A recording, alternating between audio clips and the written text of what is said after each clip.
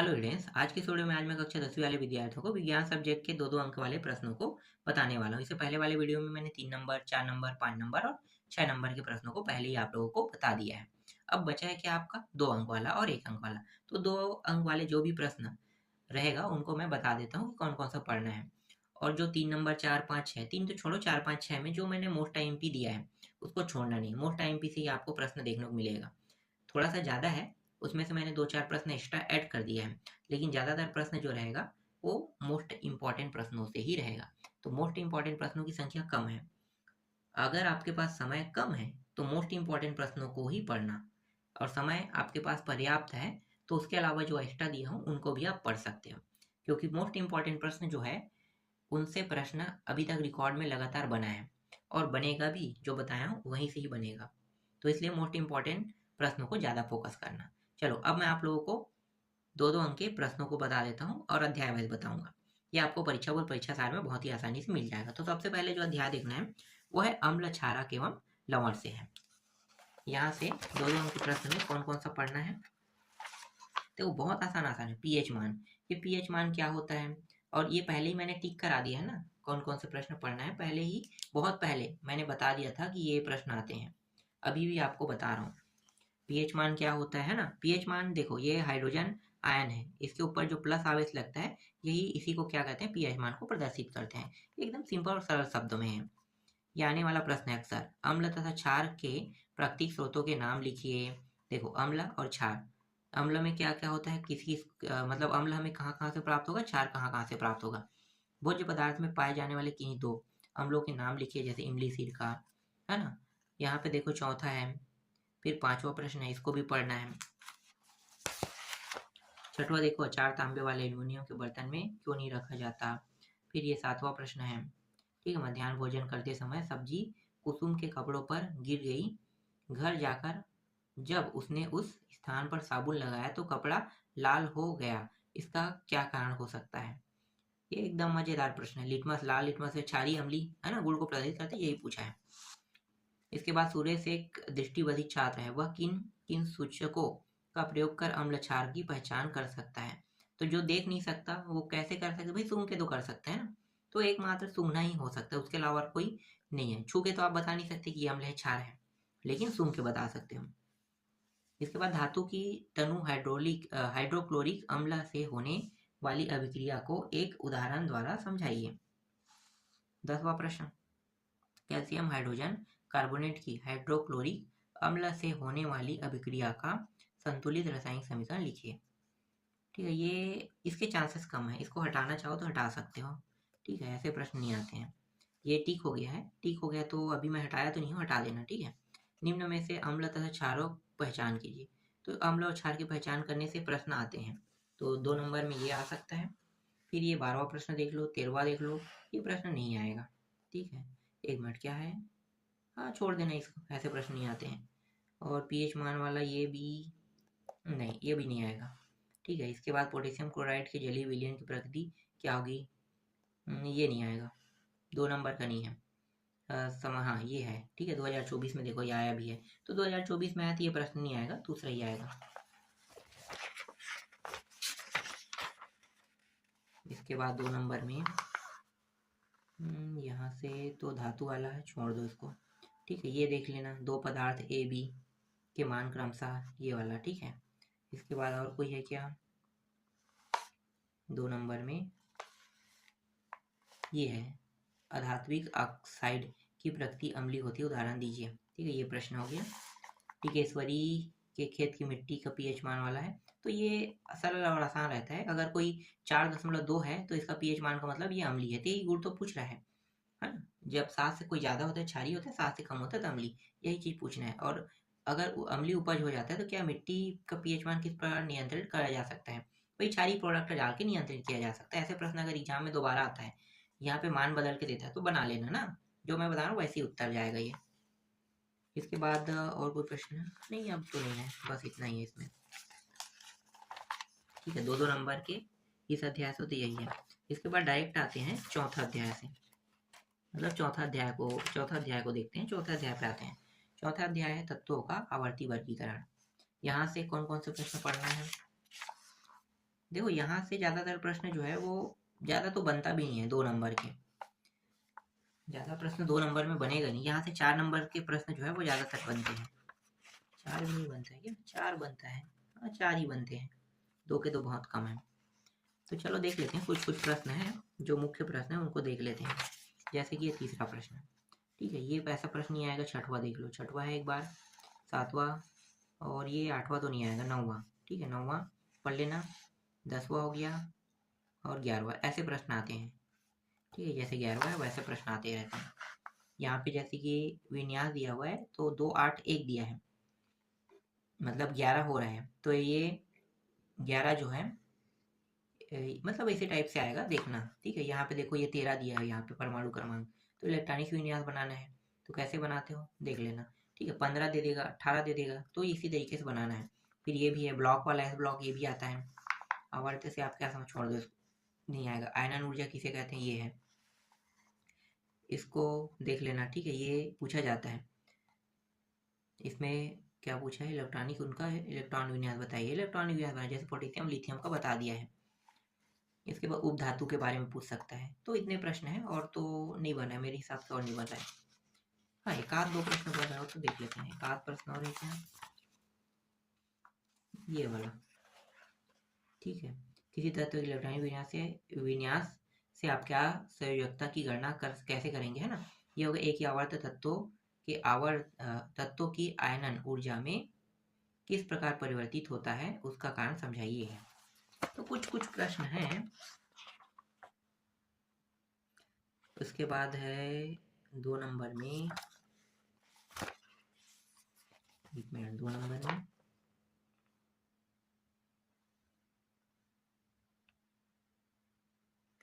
हम्म 4 number के प्रश्न को 2 नंबर में बता दिया था क्या। देखो अगर कौन कौन से है, 17, देखो यहाँ से भी है हाइड्रोकार्बन के व्युत्पन्न, ठीक है। यहाँ से कौन कौन से प्रश्न देखना है बता देता हूँ। देखो यहाँ से बहुत ज़्यादा प्रश्न आते हैं, जैसे कि ये पहला हो गया, दूसरा हो गया, ठीक है, तीसरा, चौथा, पांचवा देखना है, छठवां देखना है, अपमार्जक किसे कहते हैं, साबुन उबुन वाला, ठीक है भैया, आठवां देखना है। ये सब 2-2 नंबर के, 2-2 नंबर के प्रश्न ज़्यादातर यहीं से आएगा। इसके बाद 9वां है, 10वां है, 11वां है, साबुन उबुन बनाने की, है ना, 13, 14, ठीक है, ये 14वां भी है, 15वां भी है।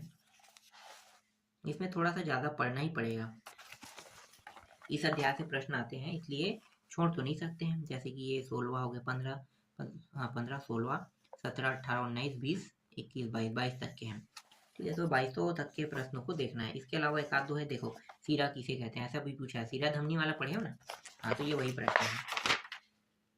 और है क्या 2 नंबर में, नहीं बस इतना ही है, इससे ज़्यादा नहीं आएगा 2 नंबर में, ठीक है। तो इन 2 नंबर में इसको देख लेना। अब अध्याय 17 देख लेते हैं, दैनिक जीवन में रसायन। दैनिक जीवन में रसायन में कौन कौन से प्रश्न आपको पढ़ना है। ये एक ऐसा अध्याय है जहाँ से 2 नंबर के प्रश्न बहुत कम आते हैं। इसके जैसे 16 अध्याय बता दी ना, तो 2 अध्याय मिलके प्रश्न आना है, एक तो 16 और 17, तो 17 से कम आता है, तो 17 से कम आएगा, लेकिन थोड़ा बहुत देख लेते हैं कि कौन कौन सा संभावना हो कि आए, मतलब संभावना रहे। जैसे कि ये हो सकता है, ठीक है, दूसरा, तीसरा हो सकता है, उत्पुलन किसे कहते हैं, ये हो सकता है, बेकिंग पाउडर किन, ये आ सकता है, किन यौगिक का मिश्रण है, ये मुझे तो नहीं लग रहा है ये आएगा, ठीक है। इसके बाद है प्लास्टर ऑफ पेरिस के 2 उपयोग लिखिए, ठीक है। सीमेंट में जिप्सम क्यों मिलाया, ऐसे प्रश्न आते हैं। छोटा छोटा है ये, तो पूछेगा नहीं, धीमा करने के लिए नहीं आएगा, ये 1 नंबर में आएगा तो ये 10वां आएगा, है ना, 10वां आ सकता है, 11वां आ सकता है, 12वां, बस इतना ही देखना है। और ज़्यादा तो नहीं दिख रहा है मुझे जो बड़ा प्रश्न हो, मतलब 2 नंबर का प्रश्न हो, ठीक है। तो ये हो गया 2-2 नंबर के। हाँ मृदुजल कठोर जल के बारे में पूछ सकता है 2-2 नंबर में। मृदुजल कठोर जल क्या होता है, मृदुजल कठोर जल, मृदुजल में आसानी से साबुन जो है घुल जाता है, और कठोर जल में साबुन जो है आसानी से नहीं घुलता है, यही तो है। बर्फीले प्रदेश में झील या नदी के जल के जीवन जंतु कैसे जीवित रहते हैं, ये प्रश्न है, ठीक है। तो ये कुछ कुछ प्रश्न है जो 2-2 नंबर के हैं, इसके बाद नहीं है। और इस अध्याय से नहीं के बतौर प्रश्न, आप अपने हिसाब से इसे छोड़ना चाहो तो छोड़ सकते हो 2 नंबर के लिए। 16 अध्याय से ज़्यादातर प्रश्न बन रहे हैं, टाइम रहेगा तो छोड़ना मत, पढ़ लेना।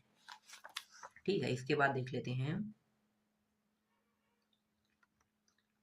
पर्यावरण, हमारा पर्यावरण पारिस्थितिक तंत्र, हमारा पर्यावरण पारिस्थितिक तंत्र से देख लेते हैं।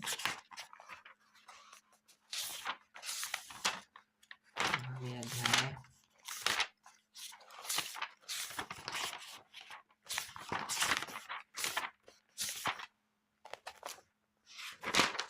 कौन सा अध्याय यार, हमारा पर्यावरण 5वां अध्याय, तभी तो मैं खोज रहा था, यही रहा था। देखो 5वां अध्याय पे आते हैं,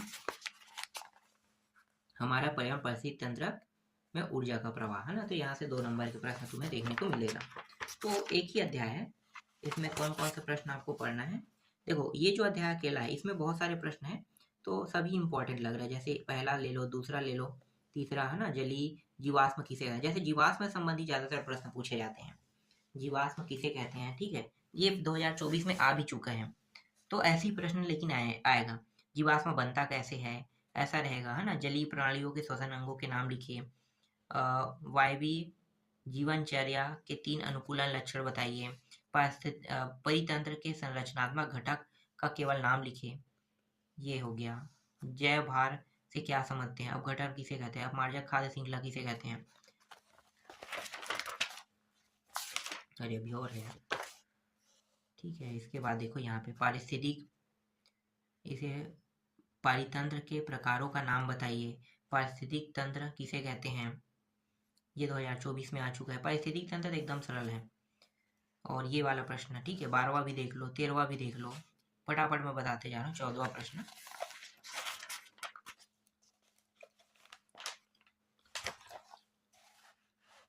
जैव घटक किसे कहते हैं, 15वां। अजैव घटक 16वां, ठीक है। और कोई है क्या, बस 1-2 प्रश्न हो गए। जैसे धान के भूसे वाला, ये भी बड़ा है, नहीं आएगा ये। हाँ भाई छोड़ दो, बस इतना ही है। मतलब 16 प्रश्न यहाँ से देखना ही पड़ेगा। हाँ, ऊर्जा के 10% नियम भी पूछे जा सकते हैं। हालांकि एकदम छोटे प्रश्न है ये, नहीं छोटा नहीं, बड़ा प्रश्न है, पर ऊर्जा के 10% नियम हो सकता है जिसे छोटे टॉपिक में पूछा जाए। उत्पादक, उपभोक्ता, अपघटक, हाँ ये पूछा जाएगा। देखो सबसे ज्यादा पूछे जाने वाले प्रश्न अगर मैं कहूँगा तो इनको नहीं छोड़ना है। जैसे जीवाश्म है, उत्पादक, उपभोक्ता, अपघटक से पूछा जाता है। भले ये 2-2 नंबर के प्रश्न है, लेकिन इससे प्रश्न हमेशा बनते हैं, तो इनको तुम्हें पढ़ना ही पढ़ना है। ठीक है, ये हो गया। अब बचा कौन सा,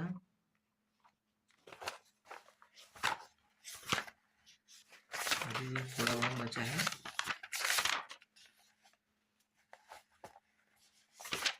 सातवां अध्याय, देखो 7वां अध्याय है, ये सब प्रश्न है 7वां में। 7वां में मैं क्या छोड़ू, मुझे समझ नहीं आ रहा है। छोड़ने वाला तो बहुत सारा है, जैसे कि ये प्रश्न आपको नहीं छोड़ना है, ठीक है। ये दीर्घ रोम किसे कहते हैं, ये नहीं छोड़ना है, पढ़ना है। पाचन सेलुलोज वाला पढ़ना है ना। इसके बाद ये छोड़ देना है। परपोषी पोषण किसे कहते हैं, ये पढ़ना है। एटीपी नहीं आएगा, ठीक है। उसका पावर हाउस क्यों कहा जाता है, ये 1 नंबर का प्रश्न नहीं आएगा। ये भी 1 नंबर में भले आएगा, पर इसमें नहीं आएगा। एक कोश की जंतु में श्वसन क्रिया प्रकार होता है, ये है, तो इसको, हाँ इसको देखना है। फिर ये श्वसन वायु 78 पाया जाता है, हाँ ये पूछा जाता है, ठीक है। ये प्रश्न आपको पढ़ना है।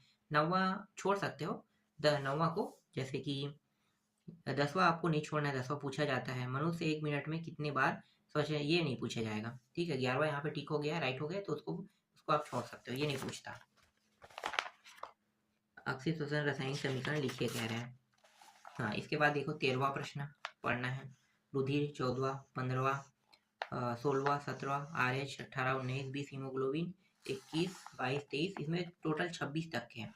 इसके बाद इसके 2600 तक के प्रश्नों को देखना है, 2600 तक के देखना है। इसके बाद 8 में देखो, 8 में जैव प्रक्रिया नियंत्रण समन्वय से है। तो इसमें 5-6 प्रश्न ही देखना है, क्योंकि पहले ही यहाँ से जो प्रश्न 6-6 नंबर में उठा देगा ना, तो 2-2 प्रश्न मिला के उठाएगा। तो इसके हिसाब से ये तो मैं बता दी हूँ, ऐसा लगता है 3-3 वाला। एक बार और देख लेते हैं, जैसे कि 2 में पूछ देगा, तो जैसे कि ये प्रश्न है 2 नंबर का, ठीक है। 2 नंबर में सूत्र युग्म, इसको पूछ सकता है। मनुष्य में पाई जाने वाली अंतरस्रावी ग्रंथि के नाम, ये पूछ सकता है ना। और ये तंत्रिका आवेग क्या है ये पूछ सकता है। एक्सॉन क्या है ये पूछ सकता है। नमक आयोडीन का होना आवश्यक क्यों है ये पूछ सकता है। और है क्या कुछ, हाँ कुछ है, जैसे कि ये तंत्रिका वाला है, ये 6 नंबर में भी है, तो ये दो नंबर पर है। जय उत्प्रेरक किसे कहते हैं ये हो गया, और ये अच्छी, बस इतना ही और नहीं है। कुछ 6 का है इसमें, क्योंकि 6 नंबर के प्रश्न में तुम लोगों को एग्जाम में देखने को मिलेगा 3-3 नंबर के प्रश्न मिला के 6 नंबर के देखने को मिलेगा ना, तो उसी हिसाब से बता रहा था मैं। अब अंतिम अध्याय देख लेते हैं, एक अध्याय बस और है। जैविक प्रक्रिया प्रजनन वृद्धि एवं परिवर्धन।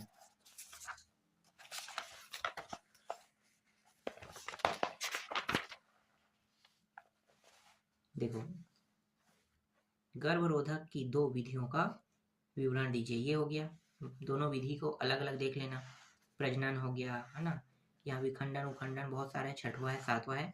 यहाँ पे छोड़ने लायक प्रश्न तो मुझे दिख नहीं रहा है, ये 8वां छोड़ सकते हो, छोटा है आएगा नहीं। 9वां नहीं छोड़ना है। वर्मी प्रजनन क्या है, 10वां छोड़ दो। 11वां नहीं छोड़ना है। पुल में 2 हाँ नहीं छोड़ना है। निषेचन ये हो गया, ये भी हो गया। मुकुंदन हो गया, और ये परागण, ये सब चीज आएगा, यहाँ से देखना ही देखना है, छोड़ने वाला नहीं है। प्रजनन किसे कहते हैं, युग्मजन क्या है। तो जितने भी 2-2 नंबर के प्रश्न हैं और जिन जिन अध्यायों से आ सकता है वो सारे मैंने बता दिया। इन सभी की अच्छे से तैयारी कर लेना। अब एक एक का बचा है, एक एक का बस मैं तुम लोगों को बता दूंगा, और कैसे पढ़ना है एक एक का मैं ये भी बताऊंगा, क्योंकि 7 से 8 नंबर का एकदम फिक्स है, एक एक का बताऊंगा, उसमें आएगा ही आएगा।